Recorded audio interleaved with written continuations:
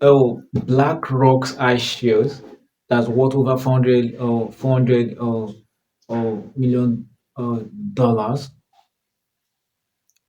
just announced that they are about to what exit Nigeria. So a few days ago, Guinness, the almighty Guinness, also announced that they're also exiting Nigeria. These ones are not even the ones that I've mentioned earlier. If you have been following my videos, if you have been following my video, you see the other day I made a video on companies that have exited this country. They exited Nigeria, and the people like companies like Huggies for diapers or G, G, GSK, Microsoft, PZ Cousins. I made a video on it. They have all what exited Nigeria. Even if they have at least, as if they are preparing to exit, even if they have not done that completely, they are almost. Now, all of a sudden,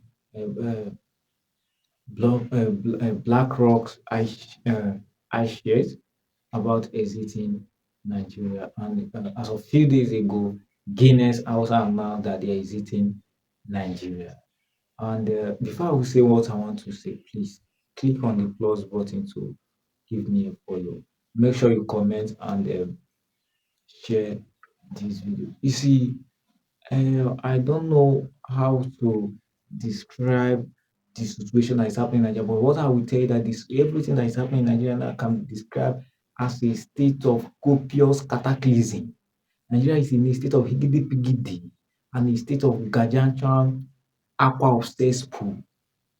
The ship of navigation of Nigeria's economy is busy and gradually gravitating and meandering within the ambience of the Bermuda Triangle. And if care is not taken to ameliorate and salvage this this imbroglio, Nigeria will be in a state of turmoil and in a state of quagmire very soon. Because as it is now, apart from the gross nepotism, apart from the gross hyperinflation that we're having in Nigeria now, a lot of Nigerians are committing suicide deliberately on a daily basis. A lot of Nigerians have subjected themselves to self fasting, intentional fasting. Why? Because there is no food. There is no food. Because it's only when someone has a job that you can be able to what or receive money, use it to purchase what you can eat. Is it not? Now, how many jobs did the federal government create? No, no. Now, the ones that we're able to create, the politicians' children are inside. They have fixed all their children inside. Even some vacant positions have been padlocked for their children that are yet to what graduate from school and their children yet what unborn. Now, the private individuals and other conglomerates that have been able to establish their businesses and everything in Nigeria. Now, the economic rapture and the economic torture is busy lampooning and fracturing the houses of these companies. And of course, they had no other choice than to what? Take a bow. They had to take a bow because no business would want to function in a copious,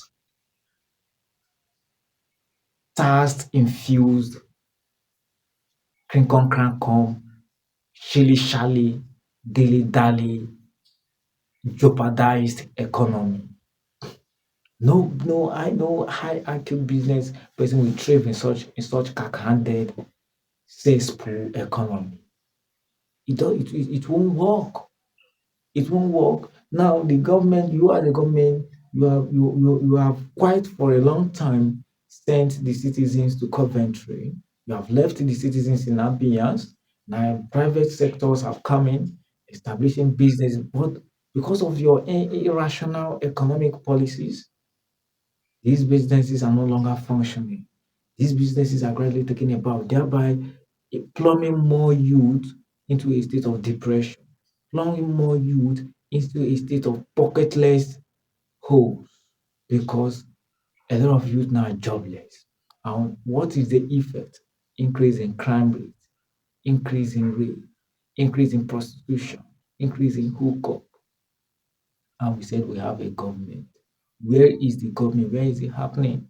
You see, I've always been saying that like, this government is the most clueless government ever. It's the most clueless government because now they are still talking about minimum wage, minimum wage. You see, this minimum wage is a bad dash. It's a bad dash. What Nigerian politicians know is how to splash money without no proper thinking, no proper economic policies. Okay, in their mind now, oh, things are hard, right? Minimum wage, let's increase it. Let's everybody be having more. Is that a rational economic policy?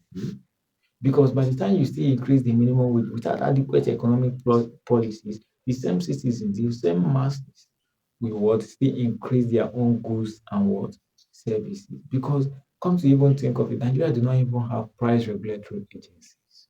Nigeria do not have price control. So who is checkmating who? Obviously, no one.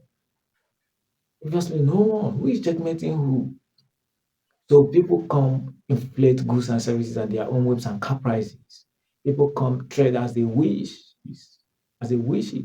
And who suffers the whole thing? The poorest of the poorest masses. Because I can't say we have average. There's no average people again in this country. What we have is either you are the rich or you are the poor. And virtually everyone has been reduced to the poor, to the poorest. You understand? Virtually everyone has been reduced to the poorest, and you see people languishing in poverty because by the time you implement the minimum wage now, that is the only brand they have. You implement minimum wage, boom, money starts circulating, and the price of things start recording. Inflation triple again times three. So you don't even know what you are doing. Your own is just to what increase minimum wage. We have after increasing what next? Now, because the same thing I said that there is no rational economic policies. If you have increased it, the civil servant at the rest started receiving the new minimum wage, what about the private sector?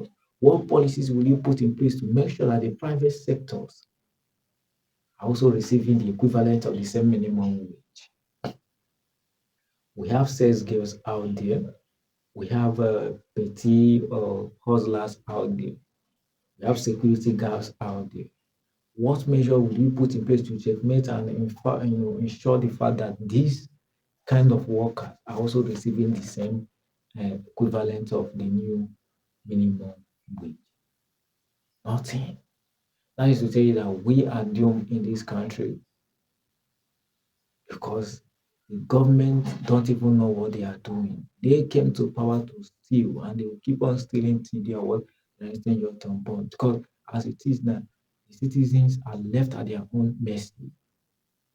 They are being left at their own mercy. They are being left at their own